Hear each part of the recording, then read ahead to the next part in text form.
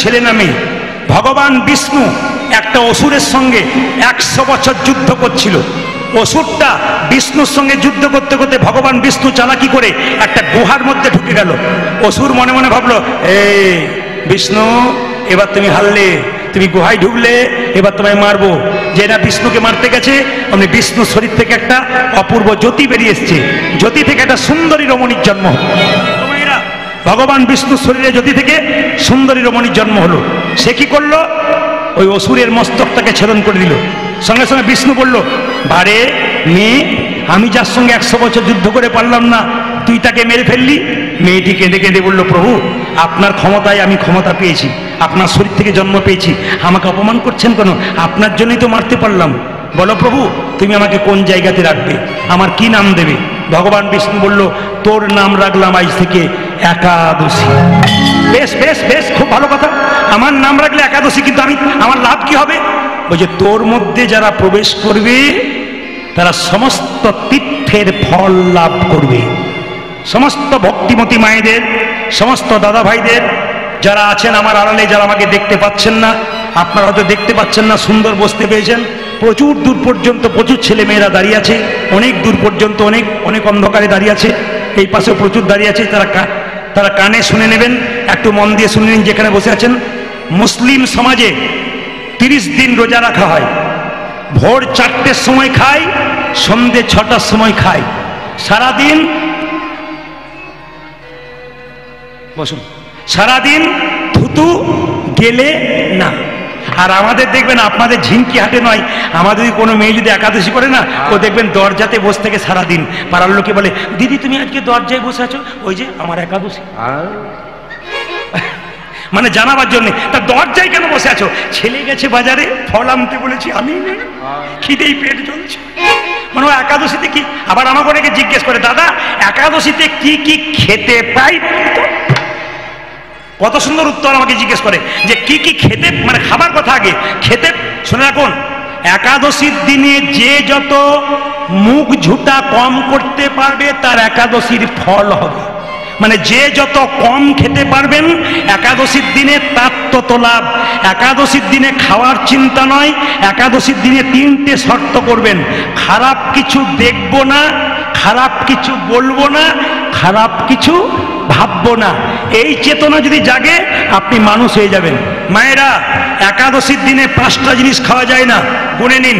চাল থেকে যা জিনিস হয় খেতে পাবেন না, গম থেকে যা তৈরি হয় খেতে পারবেন না, জব থেকে যা তৈরি হয় খেতে পারবেন না, সরিষা থেকে যে তেল তৈরি হয় খেতে পাবেন না, বিভিন্ন জাতীয় ডাল আপনি খেতে পাবেন না। প্রশ্ন করবেন, যদি কেউ নির্জলা একাদশী করতে পারে উত্তম একাদশী। যদি কেউ বলতে পারেন আমার গ্যাসের প্রবলেম আছে, আমি নাও থাকতে পারি, রোজার মতো নয়, রোজাতে কত কঠিন ব্যাপার, কিন্তু তবু দেখুন আমাদের হিন্দুদের কত সহজ করে দিয়েছে, তবু আমরা পাচ্ছি না। এটা আমাদের, ওদের তো 30 দিন, আর আমাদের 12 মাসে কটা দিন? 24 দিন। মাসে দুটো করে একাদশী হলে কটা হয়? 24টা হয়। তাতে আমরা 15 দিন পর পর পাচ্ছি না, খালি খাবারের সঙ্গে। আবার দেখবেন ছোট ছোট বাচ্চারা মুসলিমদের মায়েদেরকে জিজ্ঞেস করে, মা রোজা রাখবো? তখন বলে, রাখ রাখ, আল্লাহ তোর বরকত করবে। আর আমাদের ছেলেরা যদি মাকে বলে, মা তুমি একাদশী করছো, ভাত খাবো না ফল খাবো, চুপ, ডাক্তার বলেছে খালি পেটে থাকতে বারণ করেছে, মরবি, বুড়ো বয়সে করবি। মানে এই জন্য তো হিন্দু ধর্ম ধ্বংস হচ্ছে না। কি বলছেন? আমরা তো তৈরি করে দিচ্ছি, আগামী প্রজন্ম শিখবে কি করে? আপনার কাছে শিখবে।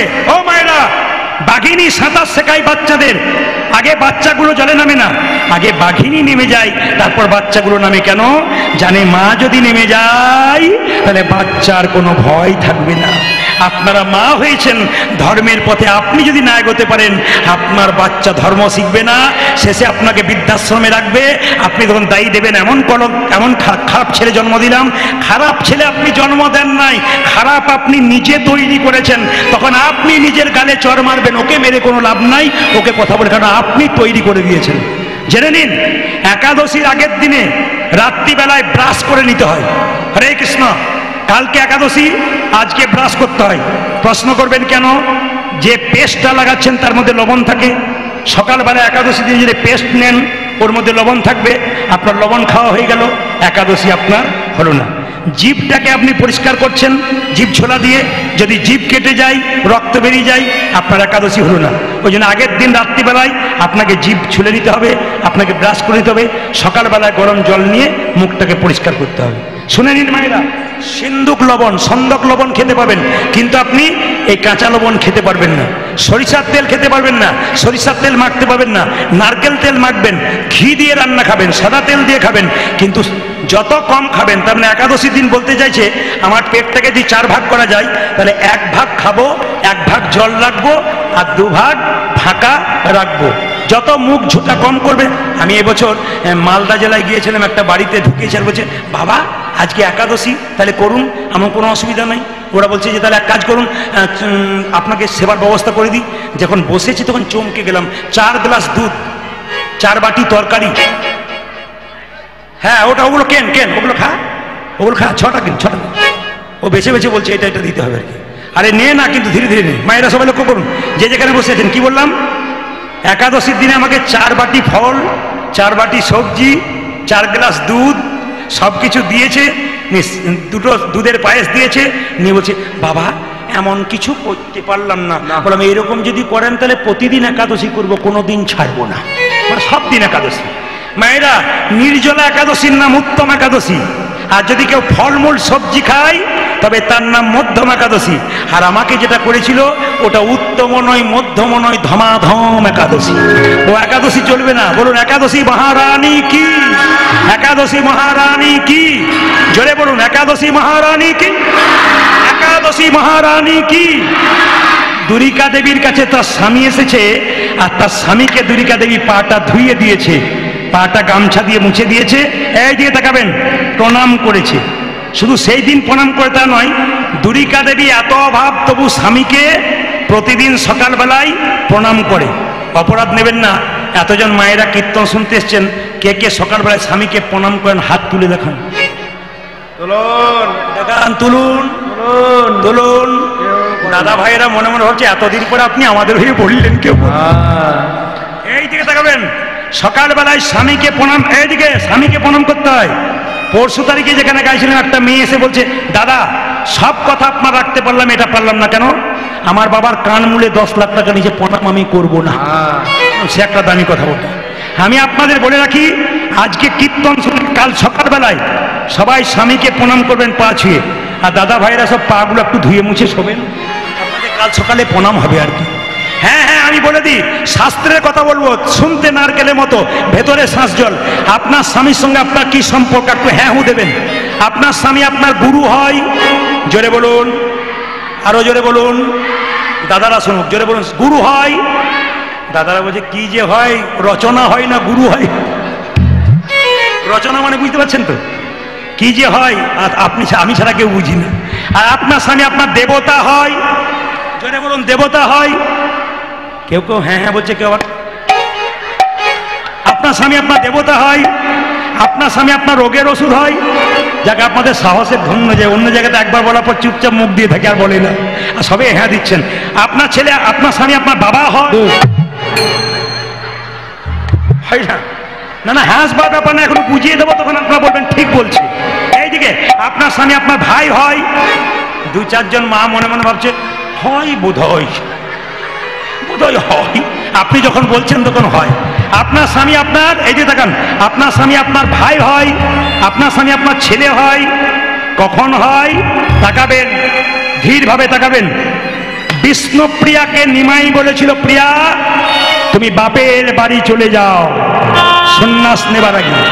বিষ্ণুপ্রিয়া বলেছিল, স্বামী এটা কি বাপের বাড়ি নয়? তুমি আমার বাবা, তুমি আমার ভাই, তুমি আমার ছেলে, তুমি আমার বন্ধু, তুমি আমার ইহকাল, তুমি আমার পরকাল। নিমাই বলছে, আমি এত বড় পণ্ডিত, লোকে বলে আমি জানতে পারলাম না স্বামী কখন বাবা হয়, স্বামী কখন ছেলে হয়, স্বামী কখন ভাই হয়, তুমি জানলে কি করে? বিষ্ণুপ্রিয়া বলল, শোনো, তুমি যেমন পণ্ডিত, আমিও পণ্ডিতের মেয়ে। আমার বাবার নাম সনাতন মিশ্র, আমি বাবার কাছ থেকে শিখতে পেরেছি স্বামী কখন বাবা হয়। নিমাই বলল, বুঝিয়ে দাও। বিষ্ণুপ্রিয়া বলছে, তবে শোনো, স্বামী কখন বাবা হয়? অন্নদানে পিতা সম, প্রতিদানে পতি।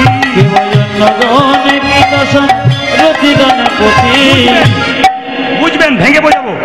মেয়েদের যখন বিয়ে হয় না অন্ন জোগাড় করে কে? জোরে বলুন। বাবা। যখন বিয়ে হয় তখন কে জোগাড় করে? স্বামী। স্বামীকে অন্নদাতা পিতা, অন্নদানে পিতা সম প্রতিদানে পতি, অন্নদানে পিতা সম প্রতিদানে পতি, অন্নদানে পিতা সম প্রতিদানে পতি, অন্নদানে পিতা সম প্রতিদানে পতি। ছেলে কখন হয়? পিণ্ডদানে পুত্র সম অগতির গতি, পিণ্ডদানে পুত্র সম অগতির গতি, পিণ্ডদানে পুত্র সম অগতির গতি। পিণ্ডদানে পুত্র সম অগতির গতি।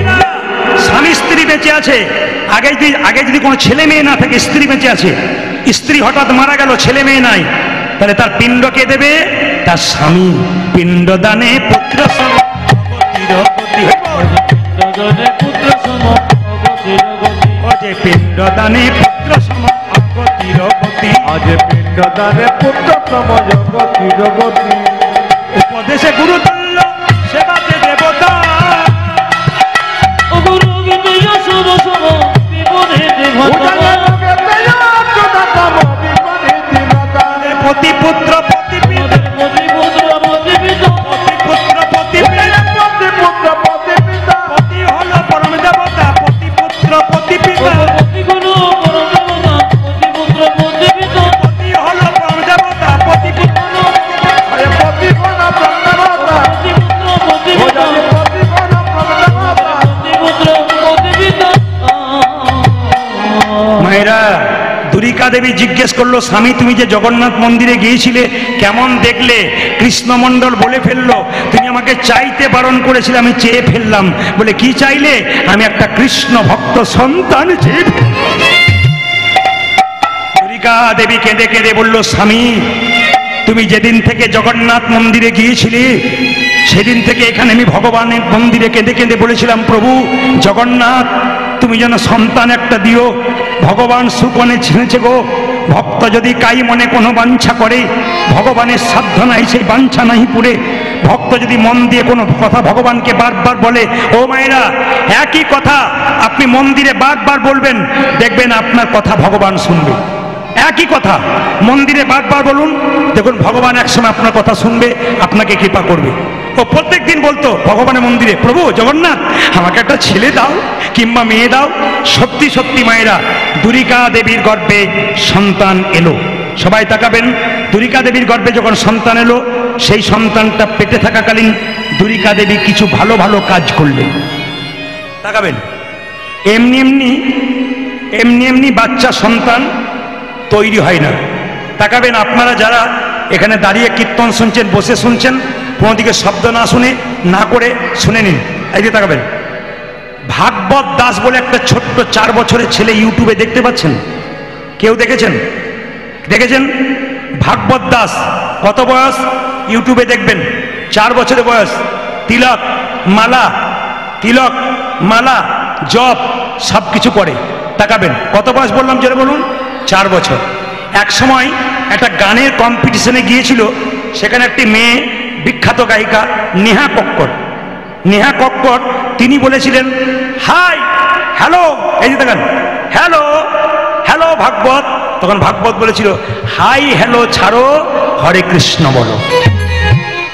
দেখবেন ইউটিউবের মাধ্যমে, কি হাই হ্যালো ছাড়ো, হরে কৃষ্ণ বলো। মাগো, তাকে জিজ্ঞেস করেছিল গায়িকা, তোমার বাড়ি কোথায়? তখন বলেছিল, কৃষ্ণ করি আঙ্গুলে একটা পাহাড় তুলেছিল, কি নাম বলো তো? ওটার নাম গিরি গোবর্ধন পাহাড়, আমার বাড়ি হলো গোবর্ধনে।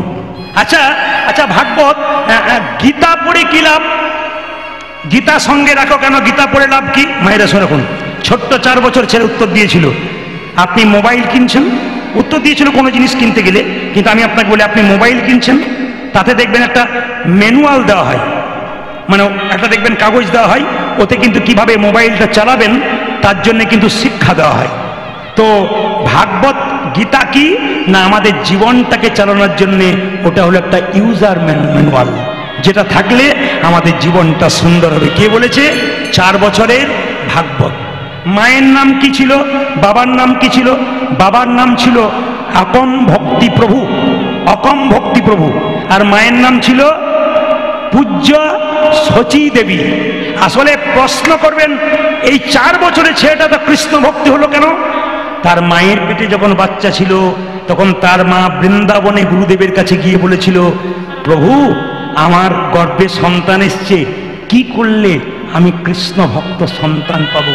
গুরুদেব তাকে নির্দেশ দিয়েছিল, মা তোমার পেটে বাচ্চা এসছে, এই সময় তুমি এই কাজগুলো করো, দেখবে তোমার কৃষ্ণ ভক্ত সন্তান হবে।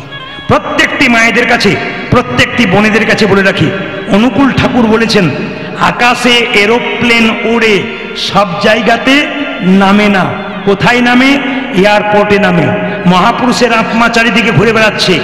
ঈশ্বরচন্দ্র বিদ্যাসাগরের জন্ম নাই, রবীন্দ্রনাথের জন্ম নাই, কেন বিবেকানন্দ ফিরে আসছে না? কেন আবার রবীন্দ্রনাথ ফিরে আসছে না? কেন ফিরছে না? একটাই কারণ, মায়েদের প্ল্যাটফর্মটা ভালো নাই। পেটে বাচ্চা থাকলে মায়েদের কিছু নিয়ম আছে যেগুলো করতে হয়। পরম প্রেমময় ঠাকুর বলেছেন, পেটে বাচ্চা থাকলে সেই মেয়েটাকে প্রত্যেক দিন ভগবানের মন্দিরে প্রণাম করে বলতে হবে একটাই কথা, ছেলে হোক আর মেয়ে হোক, প্রভু একটা যেন কৃষ্ণ ভক্ত সন্তান হয়। দরখাস্তের বয়ান যেমন হবে, পারমিশন তেমন হবে। আপনাকে চাইতে হবে তো, তবে আপনি পাবেন, নইলে পাবেন কি করে? তাকাবেন মায়েরা যে যেখানে বসে আছেন। দ্বিতীয় কি, মেয়েদের পেটে বাচ্চা থাকলে মহাপুরুষের ছবিতে প্রণাম করতে হয়। ঈশ্বরচন্দ্র বিদ্যাসাগর, রবীন্দ্রনাথ, বিবেকানন্দ, রামকৃষ্ণদেব। কেন ওইদিকে প্রণাম করবেন? মনোবিজ্ঞানীরা বলছে, বারবার যদি প্রণাম করা হয় ওদের ভাব আপনার ছেলের মধ্যে কিছুটা বর্তায়। ওই জন্য বারবার বলবো, পেটে বাচ্চা থাকলে অনেক নিয়ম আছে যেগুলো করলে কৃষ্ণ ভক্ত হয়। তুলসী গাছে জল দিয়ে 4 বার পরিক্রমা করতে হয়। আমাকে অনেক মেয়েরা ফোন করে বলে, বাবা আমার শাশুড়ি বলছে পেটে বাচ্চা থাকলে মন্দিরে যেতে নাই, তুলসী গাছে জল দিতে নাই, গীতা পড়তে নাই, আর আপনি যে বলছেন। আমি বললাম, শোনো, তোমার পেটে বাচ্চা আছে, তুমি ডাক্তারের কাছে যাবে না তোমার শাশুড়ির কাছেই থাকবে? ও বলছে ডাক্তারের কাছে যাবো। তা শাশুড়িকে জিজ্ঞেস করো বাচ্চা কি অসুবিধা আছে বলে দেবো ওকে। আরে বাবা, ডাক্তারের কাছে যেতে হয় জানবার জন্যে। আর যারা তত্ত্ব নিয়ে ঘাটাঘাটি করে, যারা বই পড়াশুনো করে, তাদের কাছে গিয়ে জানতে হবে পেটে বাচ্চা থাকলে কি কি করতে হয়। একটু গীতা পড়তে হয়। বা যদি গীতাকেও পড়তে না পারেন, যদি মাথায় ঠেকাতে পারেন, তবু কিন্তু গীতার লাভ হয়। অনেকে প্রশ্ন করেন আমাকে, গীতা পড়বো? হ্যাঁ, গীতা পড়ো হিন্দু ভাই। গীতার মতো জিনিস নাই, গীতার মতো গ্রন্থ নাই, গীতাতে কোনো ভুল নাই। যারা কীর্তন শুনতে এসছেন তাদেরকে বলবো, এক পকেটে মোবাইল রাখুন, এক পকেটে গীতা রাখুন। ভালো লাগুক আর না লাগুক, খাও একটু তিতা, ইচ্ছা করুক আর না করুক, পড়ো একটু গীতা। দুটো কথা মনে রাখবেন, ভালো লাগুক আর না লাগুক, খাও একটু তিতা তিতা, শরীরের লাভ আছে। আর ইচ্ছা করুক আর না করুক, পড়ো একটু গীতা। যদি তাই না হবে তবে তাকান, দেখবেন আপনারা যে যেখানে বসে আছেন, কোর্টে দেখবেন একটা লাল কাপড়ে বাঁধা থাকে, ওটার নাম কি? জোরে বলুন, ওটার নাম কি? গীতা। আমি একজনকে জিজ্ঞেস করেছিলাম ওটার নাম কি লাল কাপড়ে বাঁধা থাকে? ও তখন বলছে যন্ত্র টন্ত্র কিছু একটা হবে। বেটা কিছুই বোঝে না কি। মায়েরা, গীতাতে হাত রেখে, গীতা কত বড় গ্রন্থ, গীতাতে হাত রেখে বলা হয়, যাহা বলিব সত্য বলিব, সত্য ছাড়া যারা করেছে অত বোকা নয়, মহাজ্ঞানী তত্ত্বজ্ঞানী মানুষ বলে করেছে। কিন্তু গীতাতে হাত রেখে অনেকে হাজার মিথ্যা কথা বলে সেখানে জিতে যায়। জেনে রাখবেন, গীতাতে হাত দিয়ে ওখানে মিথ্যা কথা বলে কেউ যদি জিতে যায়, সে এখানে জিতলো, ভগবানের কোর্টে কিন্তু তার বিচার পাকা হয়ে যাবে। ওখানে জেতার কোনো চান্স নাই। তাই আপনাদের কাছে নিবেদন রইল, গীতা পড়ো হিন্দু ভাই। গীতার মতো জিনিস নাই, গীতার মতো গ্রন্থ নাই, গীতাতে কোনো ভুল নাই। সবাই তাকান, যখনই দুরিকা দেবীর গর্ভে সন্তানটা জন্ম নিচ্ছে, মাথায় কাপড়টা নিন। জন্ম হচ্ছে কোথায় মায়েরা? ধারেন্দা গ্রাম। কিভাবে? ধারেন্দাতে জন্মিল দুঃখী মণ্ডল, জনমিল দুঃখী মণ্ডল, ধারেন্দাতে জন্মিল দুঃখী মণ্ডল, জনমিল দুঃখী মণ্ডল। মাতার নাম দুরিকা, পিতা কৃষ্ণ মণ্ডল। উদাজি মাতা নাম দুরিকা, পিতা কৃষ্ণ মণ্ডল। মাতার নামে দুরিকা, পিতা কৃষ্ণ মণ্ডল। মাতা নাম দুরিকা, পিতা কৃষ্ণ মণ্ডল। বাবার নাম কি? কি মণ্ডল? জোরে বলুন, কি মণ্ডল? যে ঘুমাচ্ছে সে বলুন কি মণ্ডল? ওনাকে বলুন, ঘুমাচ্ছে ওনাকে বলুন। এই যে হ্যাঁ ফটিক মন্ডল। কি মন্ডল? ফটিক মন্ডল। জোরে বলুন। ধারেন দাতে জনমিল দুঃখী মন্ডল। হরি বল। জনমিল দুঃখী মন্ডল, ধারেন দাতে জনমিল দুঃখী মন্ডল। জনমিল রে উলধ্বনি উলধ্বনি।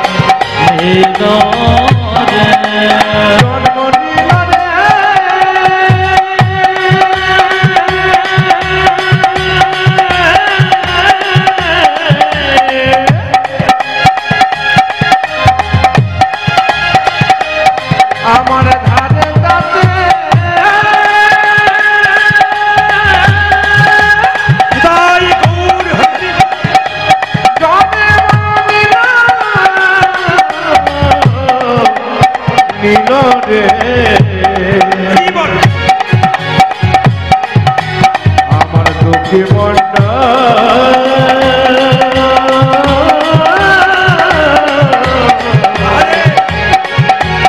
জন্ম নিল জন্ম নিল জন্ম নিল। দুঃখী মন্ডল, যে মাতার নাম দুর্গা পিতা কৃষ্ণ মন্ডল। মাতা নাম দুর্গা পিতা কৃষ্ণ মন্ডল। যে মাতার নামে দুর্গা পিতা কৃষ্ণ মন্ডল। যে মাতা নাম দুর্গা পিতা পুত্র হেরি পিতা মাতার আনন্দ না পুত্র খেলি পিতা মাতায় আনন্দ না ধরে, পুত্র হেরি পিতা মাতার আনন্দ না ধরে। পুত্র ফেরি পিতা মাতায় আনন্দ রাধে। পারাপতি বেশি সবে উলধ্বনি করে। পার্বতী বেশি সবে উলুধ্বনি করে, পারাপতি বেশি সবে জয়ধ্বনি করে। পারাপতি বেশি সবে জয়ধ্বনি করে। আনন্দ ধরে না আনন্দ ধরে না, আনন্দ ধরে না। আনন্দ ধরে না। পারাপতি বেশির মনে আনন্দ ধরে না। পার্বতী বেশি মনে আনন্দ ধরে না, পারাপতি বেশির মনে পুত্র বদন। পার্বতী বেশি মনে পুত্র বদন ঘেরে বেশি আজ মনে পুত্র বদন ঘেরে পার্বতী বেশি আজ মনে পুত্র বদন ঘেরে পার্বতী বেশি আজ পুত্র বদন ঘেরে আনন্দ ধরে না। পার্বতী বেশি মনে উলুধ্বনি করে, পারাপতি বেশি সবে জয়ধ্বনি করে। এবার আপনারা উত্তর দিন, বাবারা দেবে না মায়েরা দিন। এই দিয়ে তাকাবেন কি উত্তর। ছেলে হলে আনন্দ হয় না মেয়ে হলে আনন্দ হয়? সত্যি করে বলবেন হরিবাসর। এখন হরিবাসর বলে অনেকে বলছে ছেলে হলে আনন্দ হয়। কেন আপনার মায়ের জাত, অথচ মেয়ে হলে আনন্দ হয় না কেন? আসলে শাস্ত্র বলছে যদি কারো ছেলে হয় সে পুত নামক নরক থেকে উদ্ধার পায়। তাহলে আমি প্রদীপ পাল, আমার দুটো মেয়ে, তাহলে আমার উদ্ধার পাবার কোনো চান্স নাই, নাকি বলছেন? এখানে দলে যেগুলো আছে না দেখাবো না, সব প্রায় একটা দুটো করেই কন্যা আছে। ছেলে এক আধজনের আছে, তাদের বুকের পাটা আলাদা, মেক্সি পরে ঘুরে বেড়াচ্ছে। তো সবাই তাকানে যে যেখানে বসে আছেন তাকাবেন মায়েরা। কি বললাম? ছেলে ছেলে আর মেয়ে। ছেলে যদি একটা বংশের প্রদীপ হয়, মেয়ে হয় দুটো বংশের প্রদীপ। একজন মুসলিম ভাই আমাকে বলছে আমার দুটো মেয়ে। বললাম তুমি ছেলে নেবে না? বলে না, দুটোতেই আল্লাহ যা করেছে। বলে কেন? আমি মরে গেলে ওরা 2-4 দিন আমার জন্য কাঁদবে, আর ছেলে হলে খুঁজে খুঁজে বেড়াবে বাবা কোথায় কি রেখেছে। না না, দামি কথা বলছি। মায়েদের খুব আনন্দ হলো, যাকে আমাদের হয়ে বললেন। আপনাদের ভোট না দিলে তো হবে না, যেরকম রাধা রানী কি। কিন্তু মায়েরা, ছেলে হলেই যে নরক থেকে উদ্ধার হবে তা নয়, পুত নামক নরক থেকে। কেন? তুলসীদাস বলেছেন, তুলসীদাসের দোহা, এক দ্বার সে বাহার হতা হয় পুত আর মুত, जो हरि बजे कहे पुत, जो ना भजे कहे मुत। কথাটা শুনতে খারাপ, কিন্তু তুলসীদাসের কথা। एक दार से बाहर होता है पुत और मुत, जो हरि भजे कहे पुत, जो ना भजे कहे मुत। একই রাস্তা দিয়ে পুত্র বেরিয়ে আসে, একই রাস্তা দিয়ে মূত্র বেরিয়ে আসে, কিন্তু যে হরি ভজন করে ছেলে জন্ম নিয়ে সে পুত্রের সমান, আর যে জন্ম নিয়ে হরি ভজন করে না সে মূত্রের সমান। তাকাবেন মায়েরা যে যেখানে বসেছেন, ছেলে জন্ম দিলেই যে আপনি উদ্ধার হবেন তা নয়, ছেলে যদি কৃষ্ণ ভক্ত হয় তবেই কিন্তু আপনি উদ্ধার পেয়ে যাবেন। আমি আপনাদের বলে যাই যে যেখানে আছেন, ছেলে মেয়ে দুটোই সমান, ঈশ্বর যেভাবে দিয়েছে যাকে সেইটা নিয়ে সন্তুষ্ট থাকবেন, আপনার আনন্দ আছে। আচ্ছা মায়েরা, বাচ্চা ছেলে জন্ম নিলে আপনারা মুখে কি দিন জোরে বলুন? নিম পাতা না তেঁতুল পাতা? তেঁতুল পাতা, গুড় ও মধু। আচ্ছা আচ্ছা, এবার আমি আপনাদের একটা ভুল ধারণা ভাঙিয়ে দিয়ে যাই। একটু বলুন তো, বাচ্চাদের মুখে মধু দেওয়া মানে মায়েরা কিভাবে বলুন তো? আমার ছেলে মিষ্টি মিষ্টি কথা বলবে। আহ, বড় হয়ে কি মিষ্টি কথা বলে! মা বলে একটা গামছা এনে কি বলে, চুপ করে দাও। ও মায়েরা তাকাবেন, মধুটা কেন দেওয়া হয়? আসল কাজটা শুনে এখন, মধু দেওয়া মানে মিষ্টি কথা নয়। আজ আমি শাস্ত্রের রেফারেন্স দিয়ে দেবো, আমি ধরে ধরে বলে দেবো কোন বই থেকে বলছি। যদি কেউ পড়াশুনো করেন আমার কথাগুলো জানবেন, বইটা পড়ে দেখে নেবেন, মিলিয়ে নেবেন। প্রথমটা কি, মধু দেয় বাচ্চা জন্ম নিয়ে কেন? বাচ্চা জন্ম নিয়ে কান্নাকাটি করে, মায়ের দুধ পান করতে পারে না, কান্না বন্ধ করার জন্যে মধু দেয়। মধু কখন দিলে বাচ্চা মিষ্টি মিষ্টি কথা বলে এটা কারো জানা নাই। আমি এই বছর একটা বই পড়তে পড়তে খুঁজে পেলাম, বইটার নাম কি, হিন্দু ধর্ম কি এবং কেন। বইটার লেখককে লোকনাথ কবিরাজ। তাতে দেখতে পেলাম দুটো বইয়ের নাম, একটা গভীর গৃহসূত্রকার, একটা পরাশর গৃহসূত্রকার। গভীর গৃহসূত্রকার বইতে বলল কখন বাচ্চাকে মধু দিলে মিষ্টি মিষ্টি কথা বলে। এবছর বলবো না, 3-4 বছর পরে এসে বলবো, না বলে দেবো কখন। গভীর গৃহসূত্রকার বলছে যে বাচ্চাকে আতুর ঘর থেকে 21 দিন পর নিয়ে গেলেন, মন্দিরে শুয়ে দেবেন স্নান করিয়ে, মুখে একটু মধু দিয়ে ভগবানের কাছে বলবেন, প্রভু আমার ছেলের যেন মিষ্টি মিষ্টি কথা হয়। কোন বইতে বললো?